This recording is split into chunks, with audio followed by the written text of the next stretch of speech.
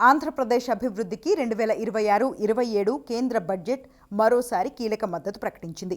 ప్రధానంగా రాజధాని అమరావతి, పోలవరం ప్రాజెక్టు మరియు పారిశ్రామిక అభివృద్ధిపై స్పష్టమైన హామీలు లభించాయి. రాజధాని అమరావతిని ప్రపంచ స్థాయి నగరంగా తీర్చిదిద్దేందుకు అవసరమైన మౌలిక సదుపాయాల కోసం ప్రత్యేక గ్రాంట్ల రూపంలో నిధులు కేటాయించారు.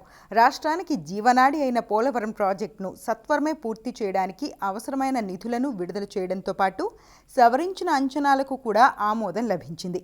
దేశంలోనే తొలిసారిగా ఆంధ్రప్రదేశ్లో రేర్ ఎర్త్ ఎలిమెంట్స్ ప్రాసెసింగ్ కారిడార్ను ఏర్పాటు చేస్తున్నట్టు ప్రకటించారు. ఇది రాష్ట్రంలో వేల కోట్ల పెట్టుబడులకు, ఉద్యోగాలకు మార్గం సుగమం చేయనుంది. విశాఖపట్నం, చెన్నై పారిశ్రామిక కారిడార్లో భాగంగా ఏపీలో మౌలిక సదుపాయాల కల్పనకు భారీగా నిధులు దక్కాయి.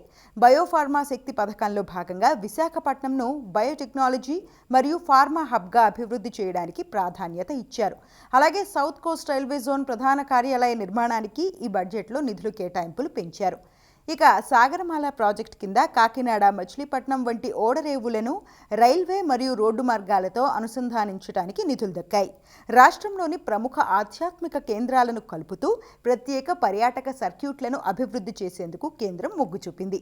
వెనుకబడిన ప్రాంతాల అభివృద్ధి నిధి కింద ఉత్తరాంధ్ర మరియు రాయలసీమ జిల్లాలకు ప్రత్యేక ప్యాకేజీలు కొనసాగుతున్నాయి.